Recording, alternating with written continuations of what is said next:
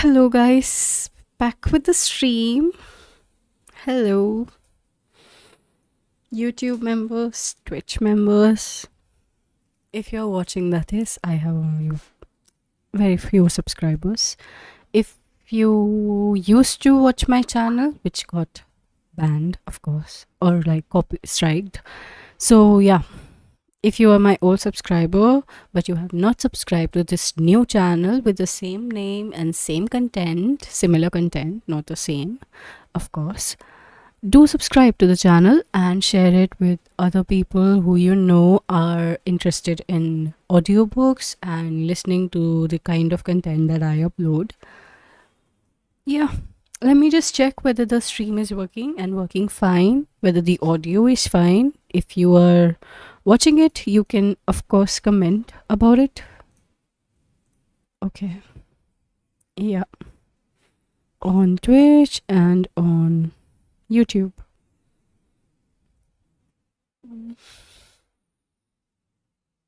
Okay.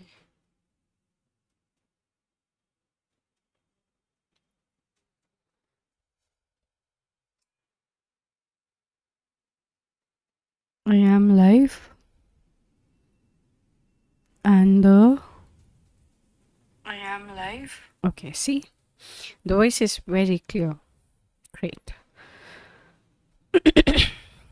So, starting the recording, this will be the last chapter for the book. And then we will be starting with new book, and you can definitely give me your suggestions. This book, like, I would be more regular since like this book is very interesting, very gripping, and has great content, but I was not regular because I have already read this book. My apologies, and I would definitely make sure that I wouldn't do that in the next book. As you can see, I have also written in the description of my channel, or the specification, that I am making this channel for my own consistency, and we can see how that is going. Like, I am not consistent at all. I'm trying. See, I uploaded it yesterday and I am doing the stream right now, today. So, yeah. Regular. So, we are live on both the channels. Why is Twitch 0 FPS? Twitch is working. Is it me? The one. Hello. So yeah, we are going to start a new book after this ending. And if there are any suggestions, you can write in the chat or in the comment section of the video. If you have not been active on the stream and are now reviewing it, I will be adding this comment in the end of the recording that I do for the chapter. So let's start. Yes.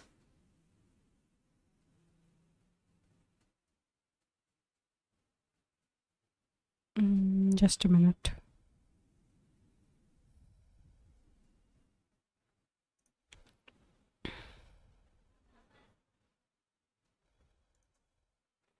Hello.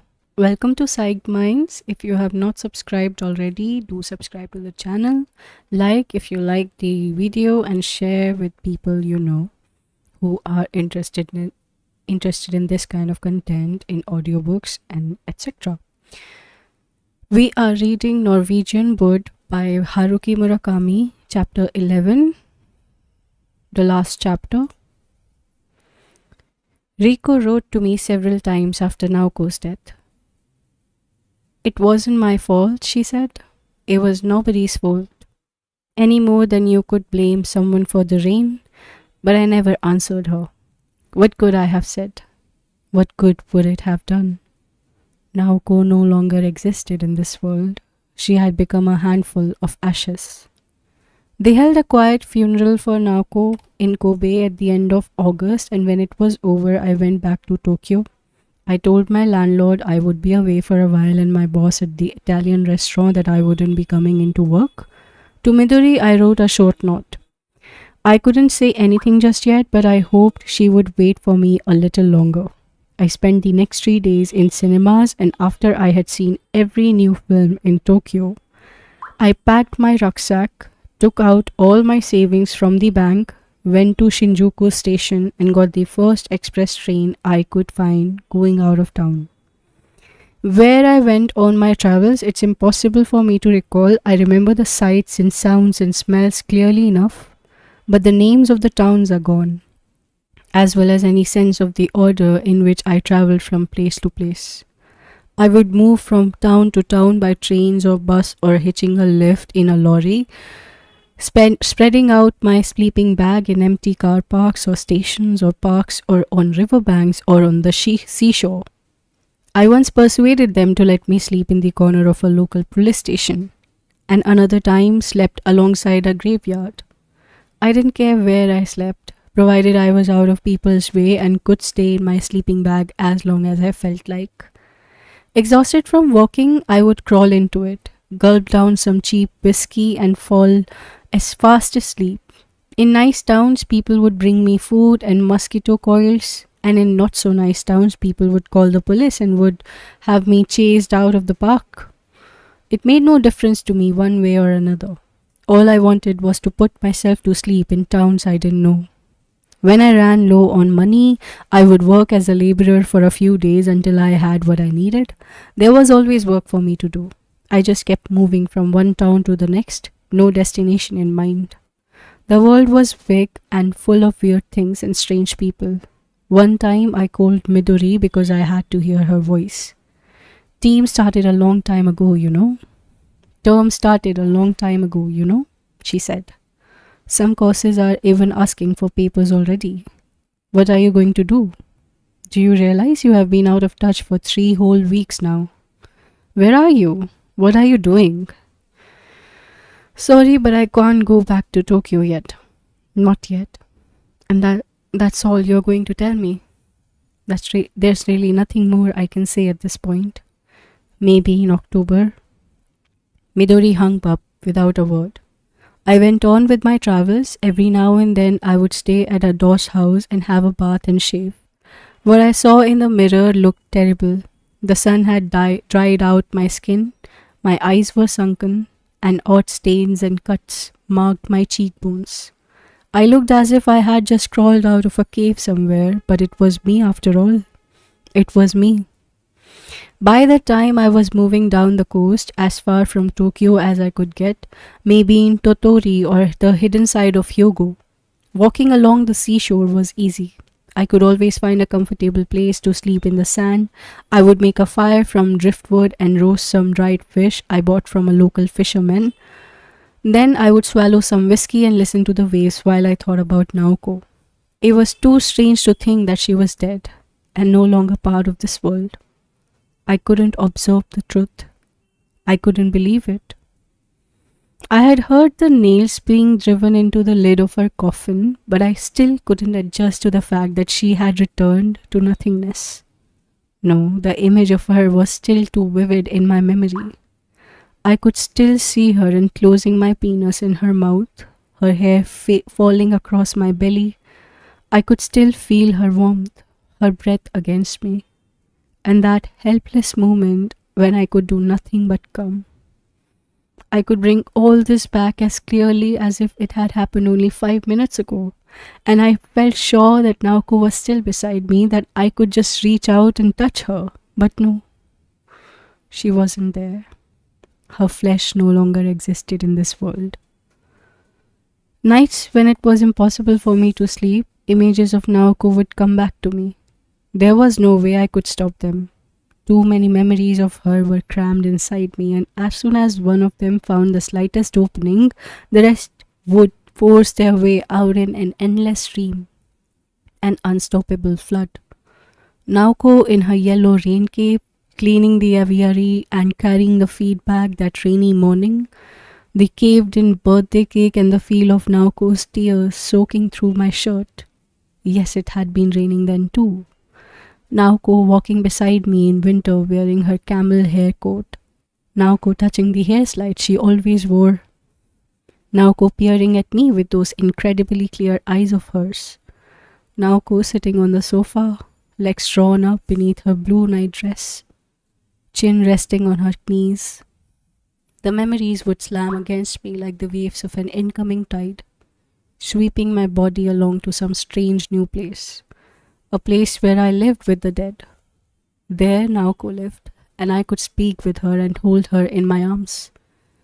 Death in that place was not a decisive element that brought life to an end. There, death was but one of many elements comprising life. There, Naoko lived with death inside her. And to me, she said, "Don't worry, it's only death. Don't let it bother you." I felt no sadness in that strange place. Death was death, and Naoko was Naoko. "What's the problem?" she asked me with a bashful smile. "I'm here, aren't I?" Her familiar little gesture soothed my heart like a healing balm. If this is death, I thought to myself, then death is not so bad.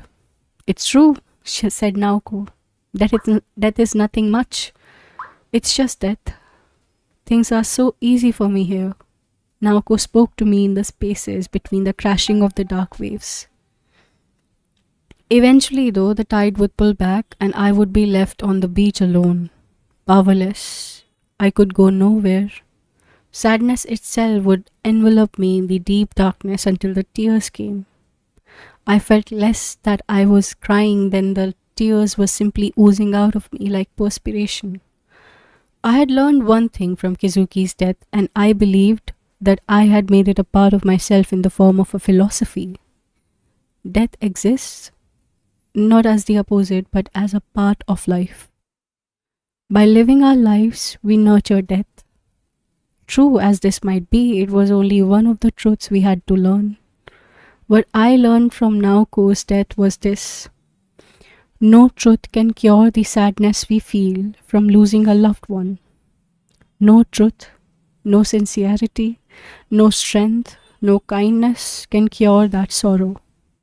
All we can do is see that sadness through to the end and learn something from it. But what we learn will be of no help in facing the next sadness that comes to us without warning.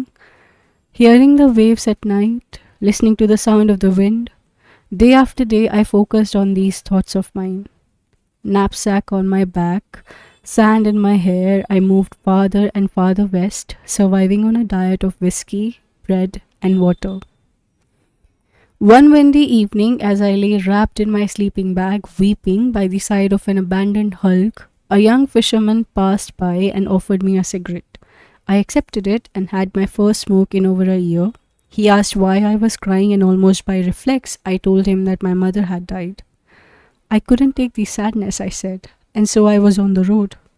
He expressed his deep sympathy and brought a big bottle of sake and 2 glasses from his house. The wind tore along the sand beach as we sat there drinking. He told me that he had lost his mother when he was 16, never healthy. She had worn herself out working from morning to night. I half listened to him, sipping my sake and grunting in response every now and then. I felt as if I were hearing a story from some far-off world. What the hell was he talking about? I wondered, and all of a sudden I was filled with intense rage. I wanted to strangle him. Who gives a shit about your mother? I've lost Naoko. Her beautiful flesh has vanished from this world. Why the hell are you talking about me, about your fucking mother? But my rage disappeared as quickly as it had flared up. I closed my eyes and went on half listening to the fisherman's endless talk.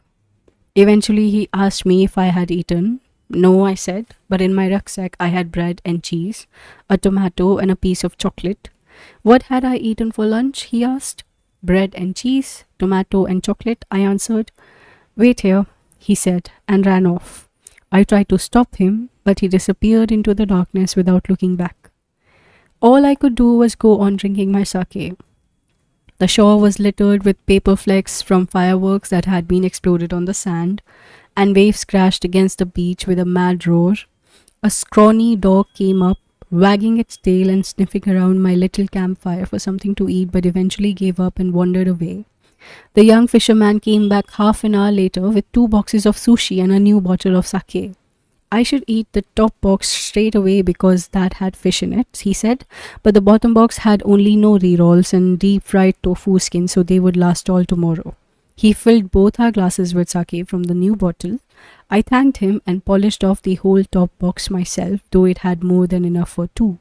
After we had drunk as much sake as we could manage, he offered to put me up for the night, but when I said I would rather sleep alone on the beach, he left it at that. As he stood to go, he took a folded 5,000 note from his pocket and shoved it into the pocket of my shirt. Here, he said, get yourself some healthy food. You look awful. I said he had done more than enough for me and that I couldn't accept money on top of everything else, but he refused to take it back. It's not money, he said. It's my feelings. Don't think about it too much. Just take it. All I could do was thank him and accept it. When he had gone, I suddenly thought about my old girlfriend, the one I had first slept with in my last year of school. Chills ran through me as I realized how badly I had treated her. I had hardly ever thought about her thoughts or feelings or the pain I had caused her. She was such a sweet and gentle thing, but at the time, I had taken her sweetness for granted and later hardly gave her a second thought. What was she doing now? I wondered. And had she forgiven me? A wave of nausea came over me and I vomited by the old ship.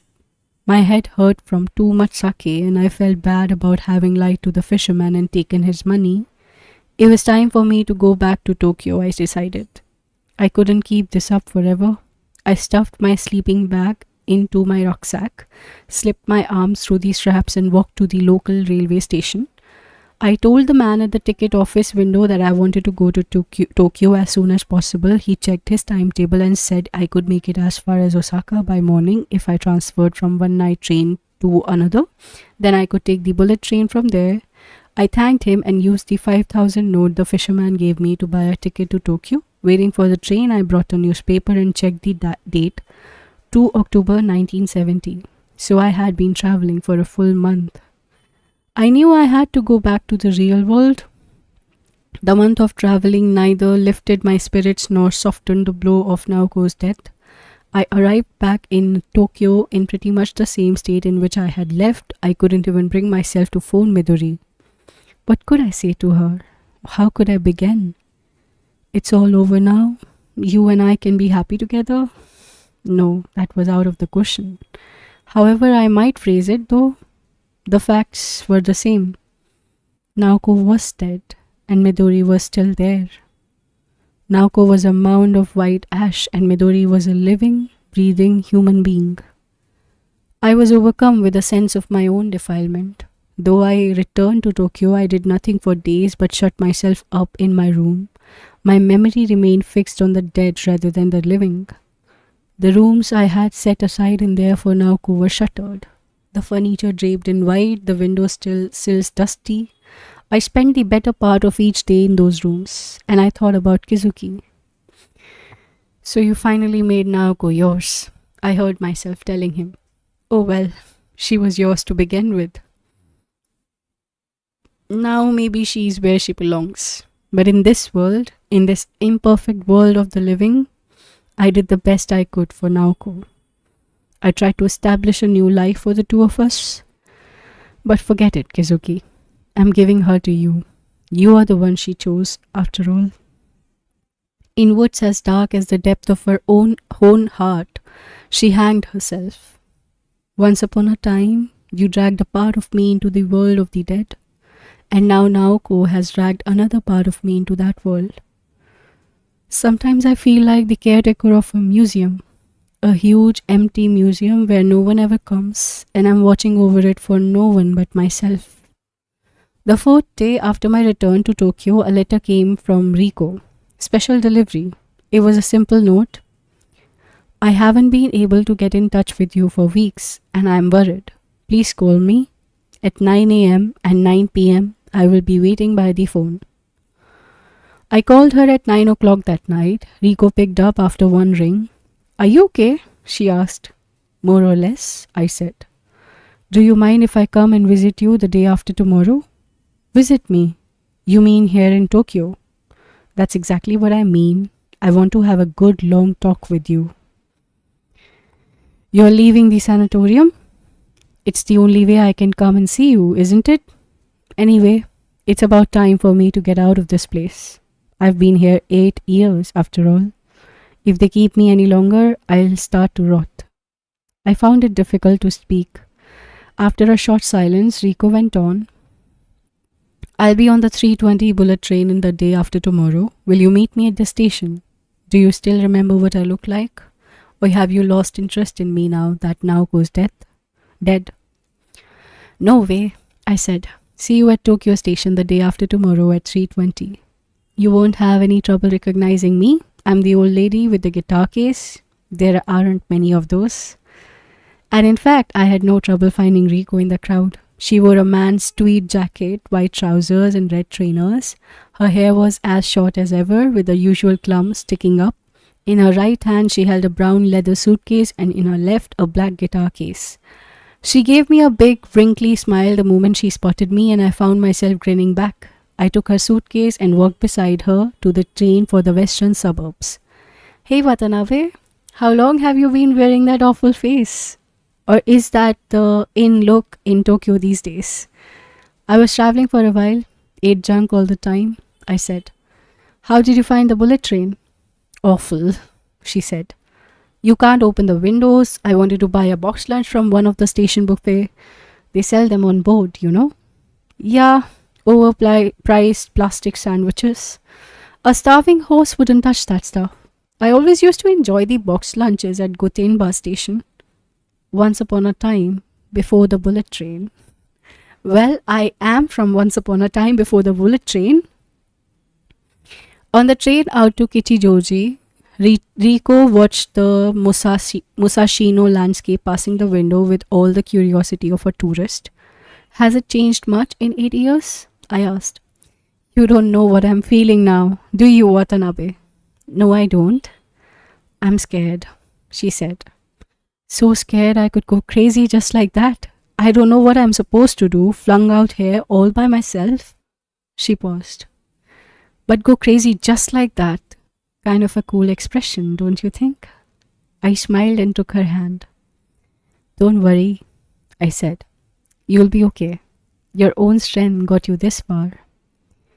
It wasn't my own strength that got me out of that place, Rico said. It was Naoko and you. I couldn't stand it there without Naoko, and I had to come to Tokyo to talk to you. That's all. If nothing had happened, I probably would have spent the rest of my life there. I nodded. What are you planning to do from now on? I asked Rico. I'm going to Asahikawa, she said, way up in the wilds of Hokkaido. An old college friend of mine runs a music school there, and she's been asking me for 2 or 3 years now to help her out. I told her it was too cold for me. I finally get my freedom back and I'm supposed to go to Asahikawa. It's hard to get excited about a place like that. Some hole in the ground. It's not so awful, I said, laughing. I've been there. It's not a bad little town. Got its own special atmosphere. Are you sure? Absolutely. It's much better than staying in Tokyo. Oh, well, she said. I don't have anywhere else to go, and I've already sent my stuff there. Hey, Watanabe, promise me you will come and visit me in Asahikawa. Of course I will. But do you have to leave straight away? Can't you stay in Tokyo for a while? I would like to hang around here a few days if I can. Can you put up with me? Can you put me up? I won't get in your way. No problem, I said. I have a big closet I can sleep in my sleeping bag. I can't do that to you. No, really, it's a huge closet. Rico taped out a rhythm on the guitar case between her legs. I'm probably going to have to condition myself a little before I go to Asahikawa. I'm just not used to being in the outside world. There's a lot of stuff I don't get, and I'm nervous. Think you can help me out a little? You're the only one I can ask. I'll do anything I can to help you, I said. I hope I'm not getting in your way, she said. I don't have any way for you to get in, I said. She looked at me and turned up the corners of her mouth in a smile but said nothing. We hardly talked the rest of the way to Kichijoji station or on the bus back to my place. We traded a few random comments on the changes in Tokyo and Riko's time at the College of Music and my one trip to Asahikawa, but said nothing about Naoko.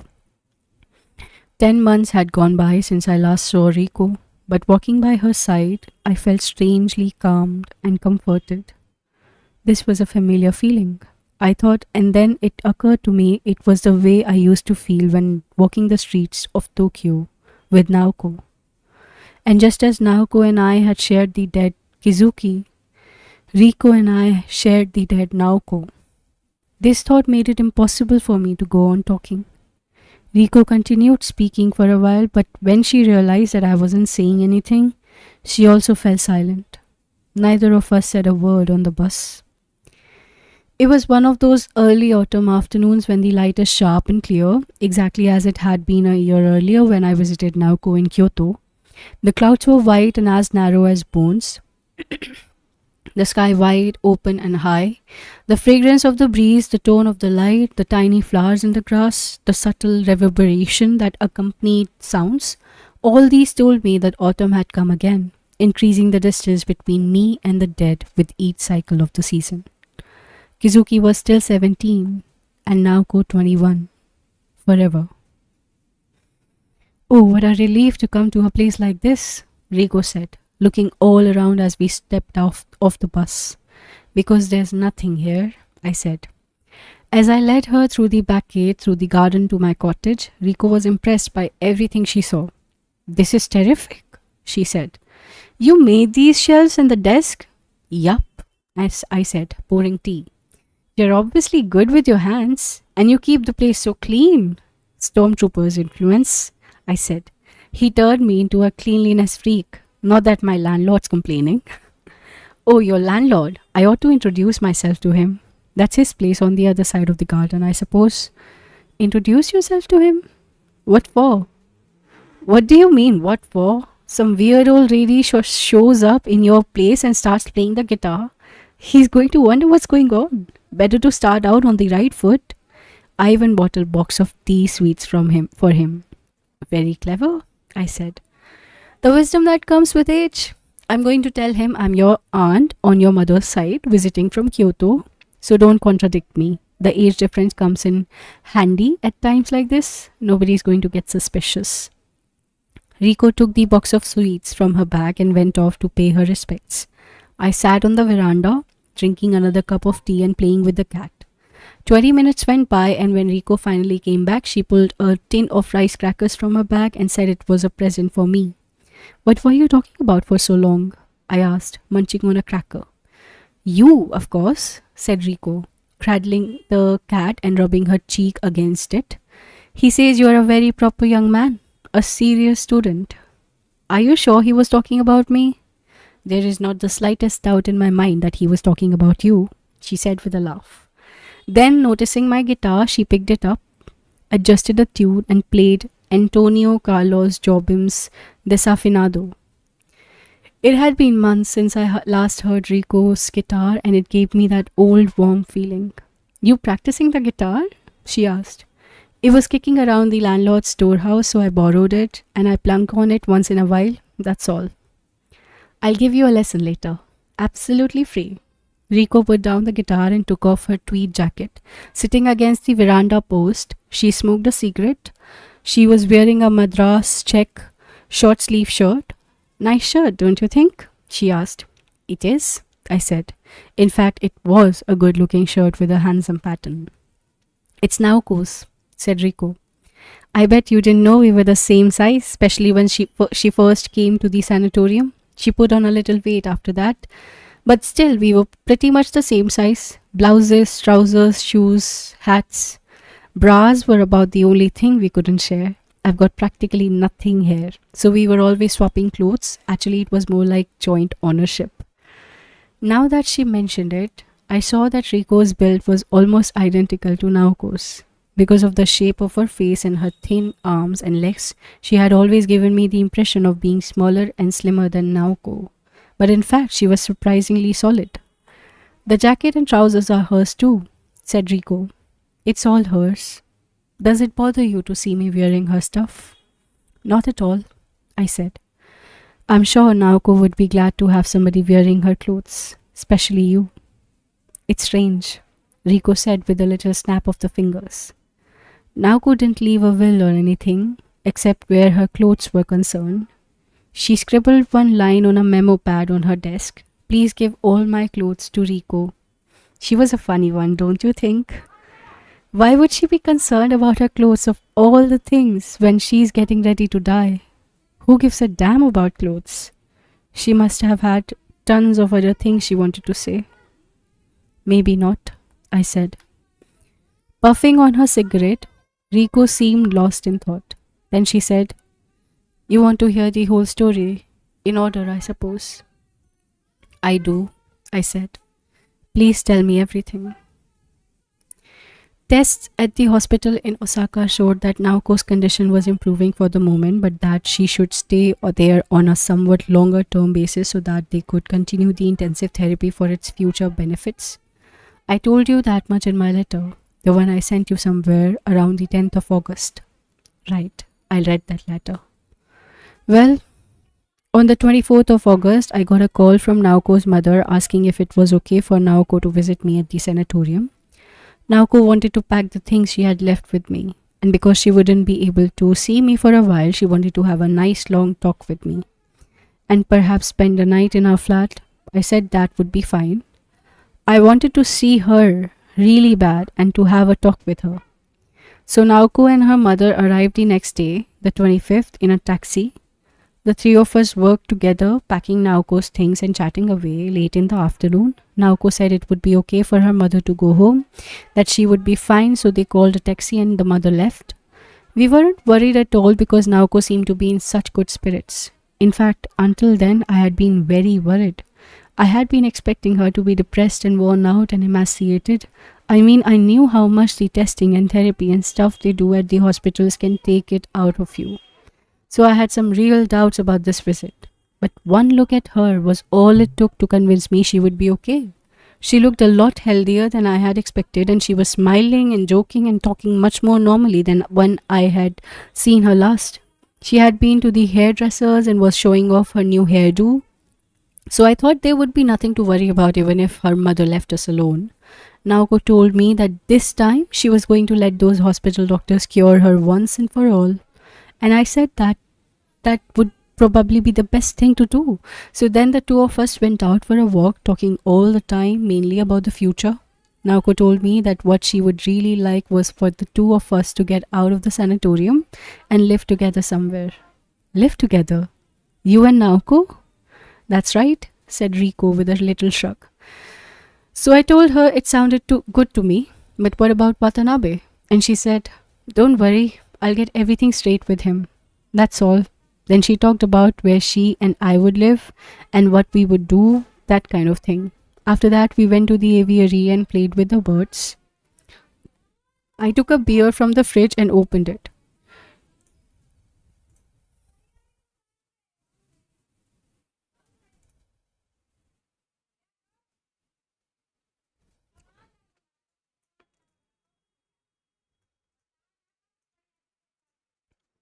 Rico lit another cigarette, that the cat sound asleep in her lap. That girl had everything worked out for herself. I'm sure that's why she was so full of energy and smiling and healthy looking. It must have been such a lot of her mind to feel she knew exactly what she was going to do. So then we finished going through her stuff, throwing what she didn't need into the metal drum in the garden and burning it. The notebook she had used as a diary and all the letters she had received. Your letters too. This seemed a bit strange to me, so I asked her why she was burning stuff like that. I mean, she had always been so careful about putting your letters away in a safe place and reading them over and over. She said, I'm getting rid of everything from the past so I can be reborn in the future.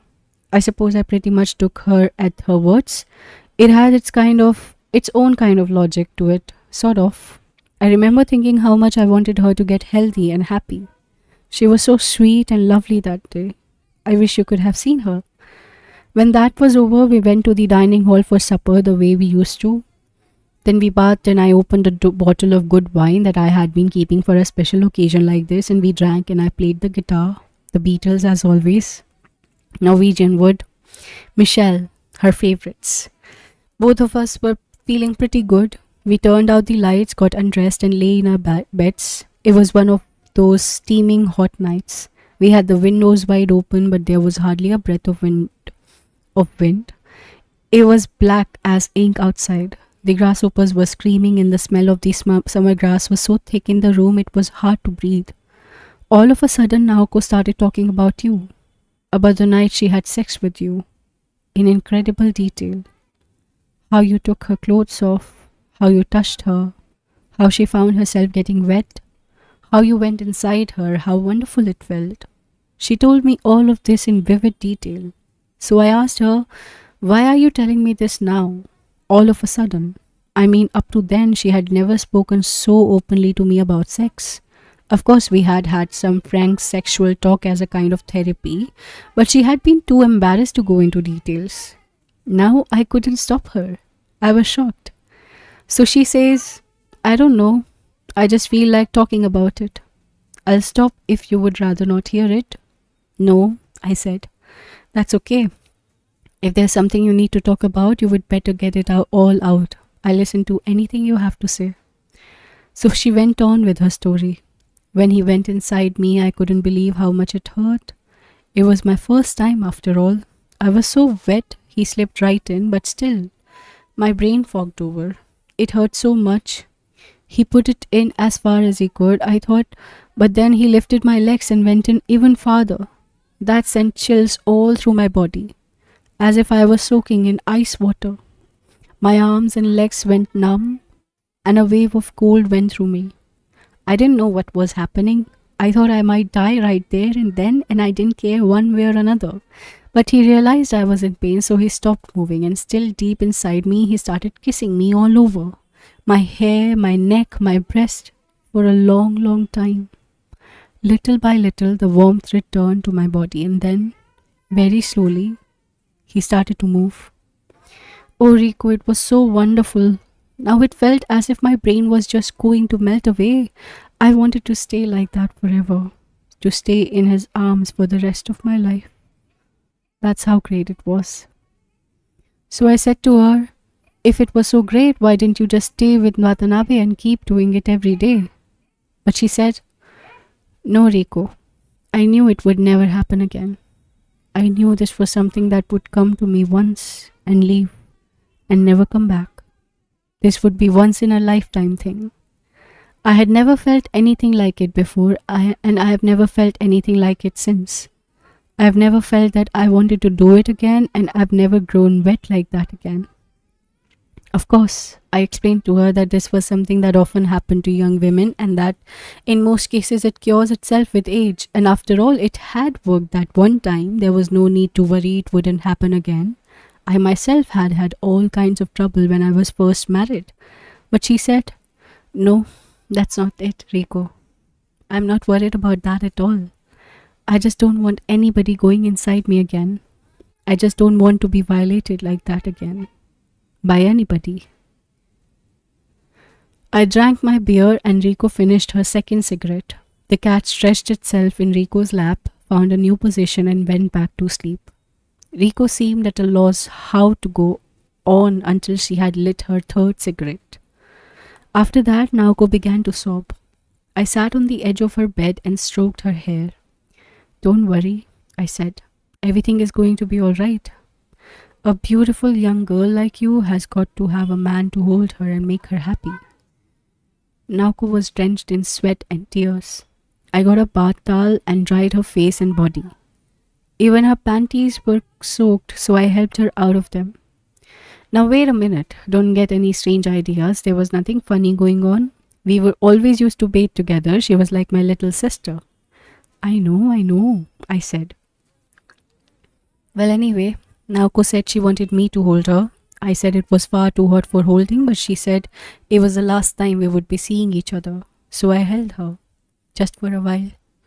with a bath towel between us so our sweaty bodies wouldn't stick to each other, and when she calmed down, I dried her off again, got her night dress on her, and put her to the bed. She fell sound asleep straight away, or maybe she was just pretending to sleep. Whatever, she looked so sweet and lovely that night. She had the face of a girl of 13 or 14 who has never had a bit of harm done to her since the day she was born. I saw that look on her face and I knew I could let myself fall asleep with an easy heart. When I woke at 6 in the morning, she was gone. Her night dress was there, where she had dropped it, but her clothes and trainers and the torch I always keep by my pillow were missing. I knew immediately that something was wrong. I mean, the very fact that she had taken the torch meant she had left in the dark. I checked her desk just in case, and there was the note. Please give all my clothes to Rico. I woke up everybody straight away and we took different paths to look for her. We searched every inch of the place from the insides of the dorms to the surrounding woods. It took us 5 hours to find her. She had even brought her own rope. Rico sighed and patted the cat. Want some tea? I asked. Yes, thanks, said Rico. I boiled water and brought a pot of tea back to the veranda. Sundown was approaching, the daylight had grown weak, and long shadows of trees stretched to our feet. I sipped my tea and looked at the strangely random garden, with its funny mix of yellow glow flowers and pink azaleas and tall green nandines. So then the ambulance came and took Naoko away, and the police started questioning me. Not that there was much doubt, there was a kind of suicide note, and it had always obviously been a suicide, and they took it for granted that suicide was just one of those things that mental patients did. So it was pretty pro forma, and as soon as they left, I telegraphed you. What a sad little funeral it was, I said. Her family was obviously upset that I knew Naoko had died. I'm sure they didn't want people to know it was suicide. I probably shouldn't even have been there, which made me feel even worse. As soon as I got back, I hit the road. Hey Watanabe, let's go for a walk. We can shop for something to make for dinner. Maybe. I'm starving. Sure. Is there something you want to eat? Sukiyaki, she said. I haven't had anything like that for years. I used to dream about sukiyaki, just stuffing myself with beef and green onions and noodles and roasted tofu and greens. Sure, we can have that, but I don't have a sukiyaki pan. Just leave it to me. I'll borrow one from your landlord. She ran off to the main house and came back with a good-sized pan and gas cooker and rubber hose. Not bad, huh? Not bad. We bought all the ingredients at the little shops in the neighborhood. Beef, eggs, vegetables, tofu. I picked out a fairly decent white wine. I tried to pay, but Rico insisted on paying for everything. Think how the family would laugh at me if they heard I let my nephew pay for the food, said Rico. Besides, I'm carrying a fair amount of cash, so don't worry. I wasn't about to leave the sanatorium broke. Rico washed the rice and put it on to boil while I arranged everything for cooking on the veranda. When everything was ready, Rico took out her guitar and appeared to be testing it with a slow batch fugue. On the hard parts, she would purposely slow down or speed up or make it detached or sentimental, listening with obvious pleasure to the variety of sounds she could draw from the instrument. When she played the guitar, Rico looked like a 17-year-old girl enjoying the sight of a new dress. Her eyes sparkled and she pouted with just the hint of a smile.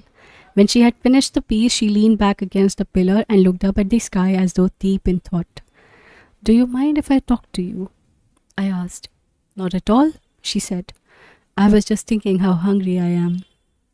Aren't you planning to see your husband or your daughter while you are here? They must be in Tokyo somewhere. Close enough, Yokohama. But no, I don't plan to see them. I'm sure I told you before, it's better for them if they don't have anything more to do with me. They have started a new life and I would just feel terrible if I saw them. No, the best thing is to keep away. She crumpled up her empty box of 7-star cigarettes and took a new one from her suitcase. She cut the seal and put a cigarette in her mouth, but she didn't light up. I'm finished as a human being, she said. All you're looking at is the lingering memory of what I used to be. The most important part of me, what used to be inside died years ago, and I'm just functioning by auto memory. But I like you now, Rico. The way you are, lingering memory or whatever, and what I have to say about it may not make any difference, but I'm really glad that you're wearing Naoko's clothes. Rico smiled and lit her cigarettes with a lighter. For such a young man, you know how to make a woman happy. I felt myself reddening. I'm just saying what I really think. Sure, I know, said Rico, smiling. When the rice was done soon after that, I oiled the pan and arranged the ingredients for sukiyaki. Tell me this isn't a dream, said Rico, sniffing the air. No, this is 100% real sukiyaki, I said. Empirically speaking, of course.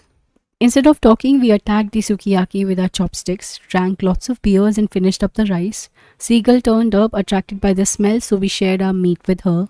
When we had eaten our fill, we sat leaning against the porch pillars looking at the moon. Satisfied? I asked.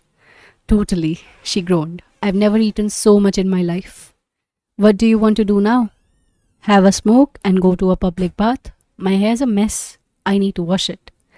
No problem. There's one down the street. Tell me, Watanabe, if you don't mind. Have you slept with that girl, Midori? You mean have we had sex? Not yet. We decided not to until things get sorted out. Well, now they are sorted out, wouldn't you say? I shook my head. Now that Naoko is dead, you mean? No, not that.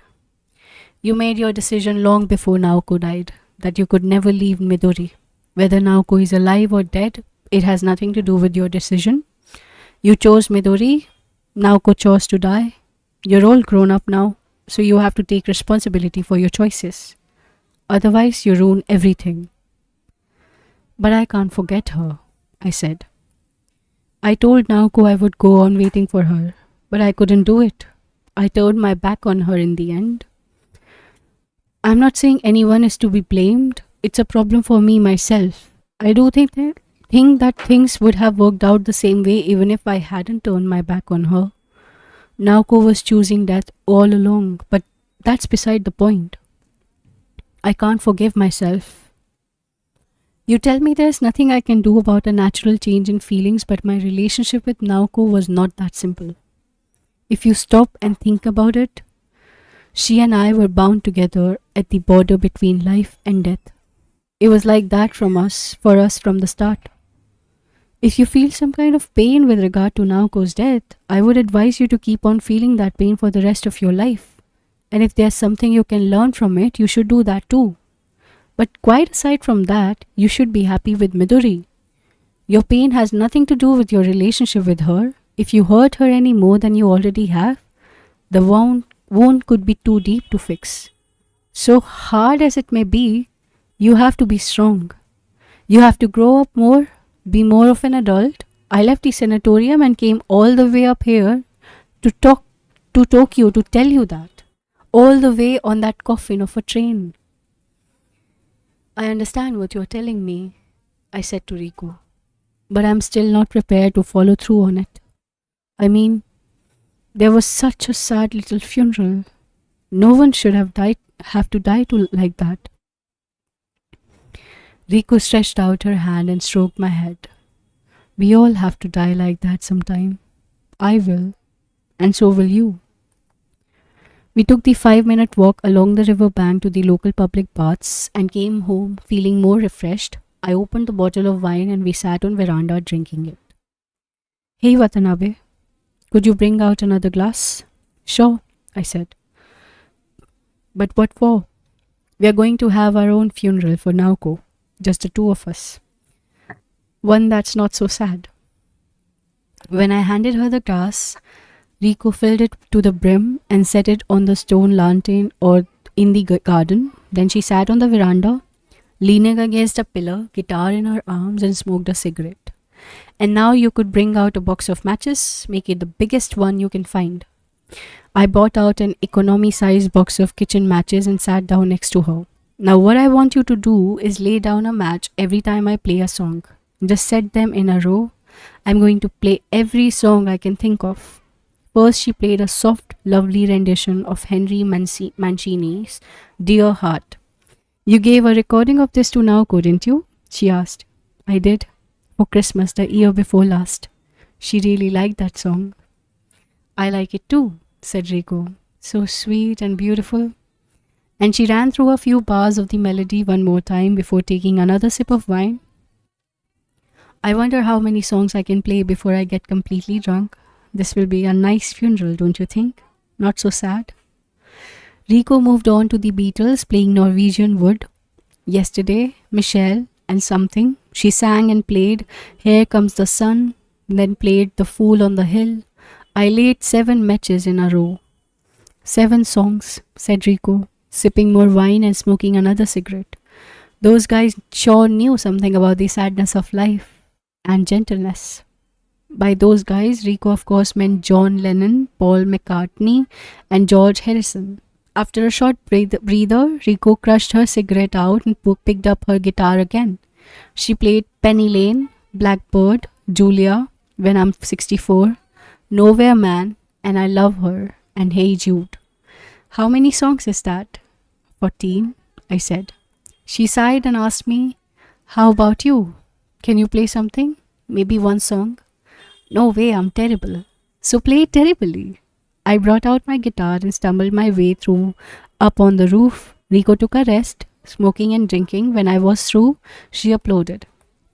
Next, she played a guitar transcription of Ravel's Pavane for a Dying Queen and a beautifully clean rendition of Debussy's Clair de Lune. I mastered both of these after Naoko's death. After Naoko died, said Rico. To the end, her taste in music never rose above the sentimental. She performed a few Bacharach songs next. Close to You, Raindrops Keep Falling on My Head, Walk On By, Wedding Bell Blues. 20, I said. I'm like a human jukebox, exclaimed Rico. My professors would faint if they could see me now. She went on sipping and puffing and playing several bossa novas, Rogers and Hart, Gershwin, Bob Dylan, Ray Charles, Carole King, The Beach Boys, Stevie Wonder, Q Sakamoto's Sukiyaki song, Blue Velvet, Green Fields. Sometimes she would close her eyes and nod or hum to the melody. When the wine was gone, we turned to whiskey. The wine in the glass in the garden I poured over the stone lantern and replaced it with whiskey. How's the count going? Rico asked. 48, I said. For our 49th song, Rico played Eleanor Rigby, and the 50th was another performance of Norwegian Wood.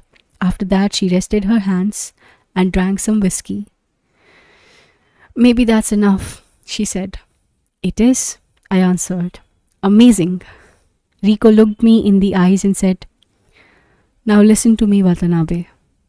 I want you to forget all about that sad little funeral you saw. Just remember this marvelous one of us. I nodded. Here's one more for good measure, she said, and for her 51st piece, she played her favorite Bach fugue. When she was through, she said in a voice just above a whisper, How about doing it with me, Watanabe? Strange, I said. I was thinking the same thing. We went inside and drew the curtains. Then in the darkened room, Rico and I sought out each other's bodies as if it were the most natural thing in the world for us to do. I removed her blouse and trousers and then her underwear.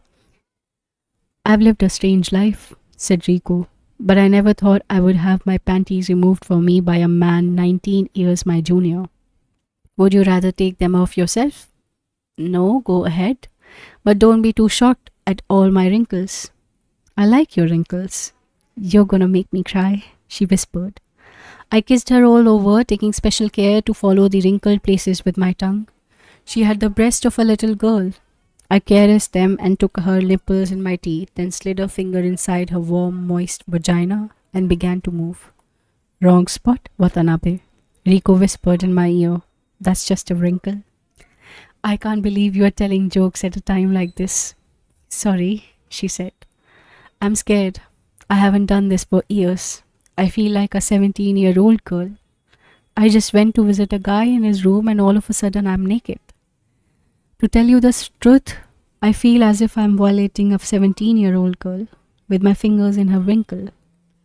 I moved my lips up her neck to her ear and took a nipple in my fingers.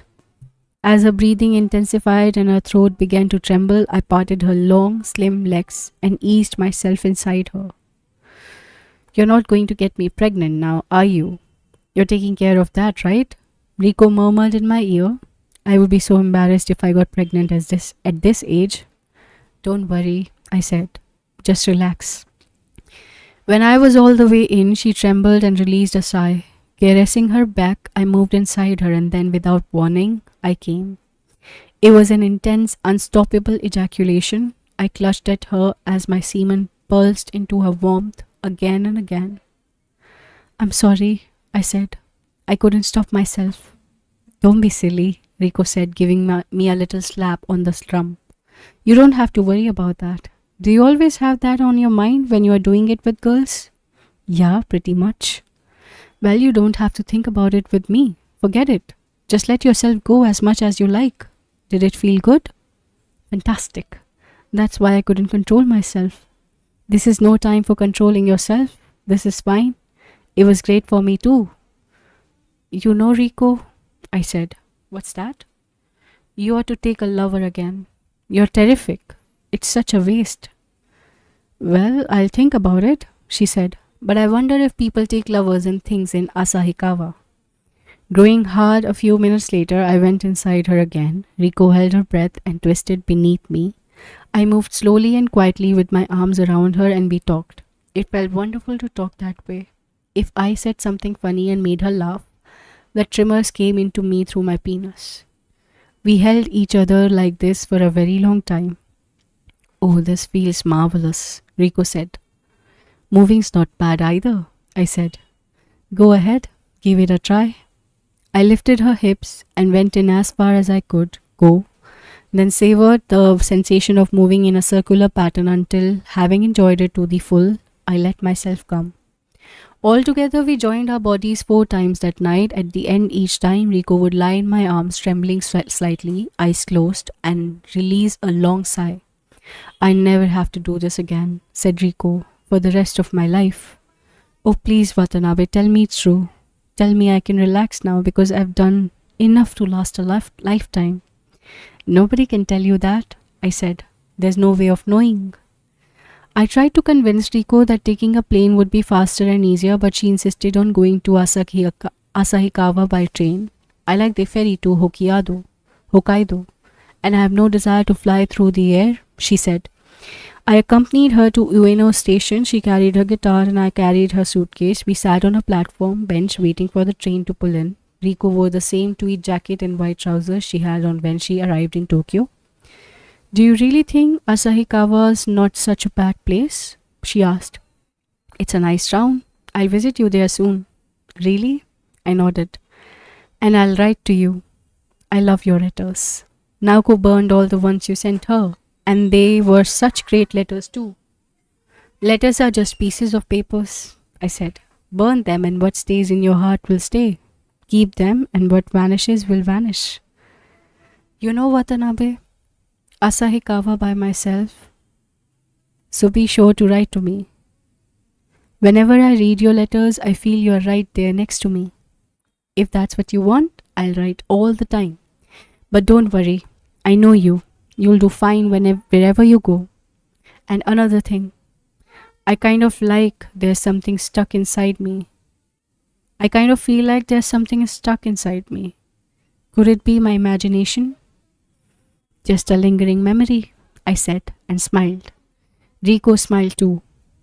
Don't forget about me, she said. I won't forget you, I said. Ever.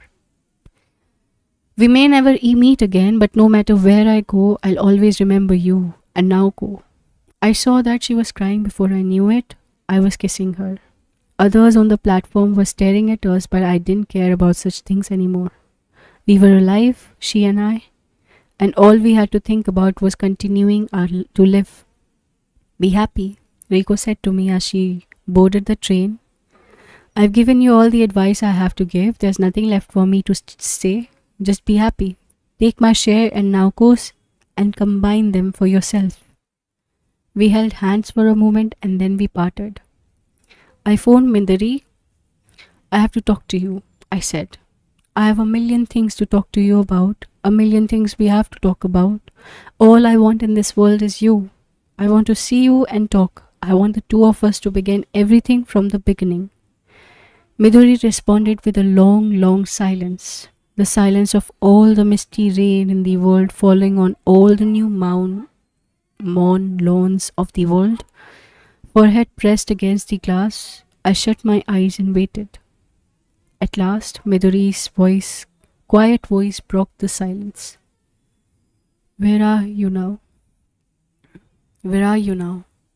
Where was I now? Gripping the receiver, I raised my head and turned to see what lay beyond the phone box. Where was I now? I had no idea. No idea at all. Where was this place? All that flashed into my eyes were countless shapes of people walking by to nowhere. Again and again, I called out for Midori from the dead center of this place. That was no place.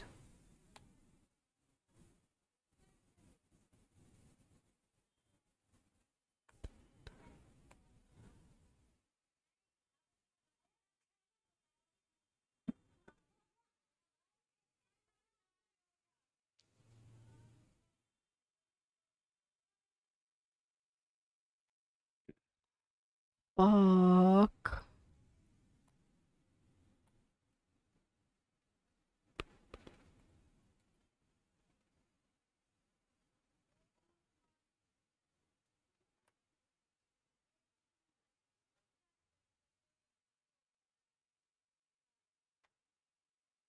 He's dead.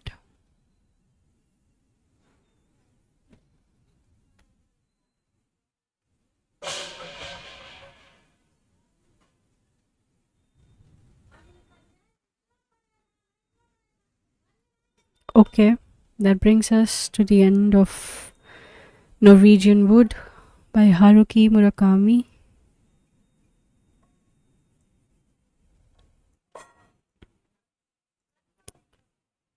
I know there were many graphic scenes and there was very deep a philosophy. It's hard to, even though I'm reading it for the second time, it's always like this. Is there any chat message? No. Okay. So if you have not subscribed to the channel, do subscribe. If there are any kind of suggestions for the next reading, do reach out to me in the community section or in the comment section of the video you're viewing. Do share and like if you like the content, and share with other readers who like to listen to audiobooks. Bye bye for now. Take care. Keep reading. Bye. And yeah, I will be uploading this on the channel. In the playlist section, you can go through it, and all the data of the, like, all the streams would be available in an ordered manner without any breaks in between, so for your ease only, and you can go through the recordings. And currently I'm not sure which book I'm going to read next, but yeah, I would be definitely be open to your suggestions. Bye bye. Take care.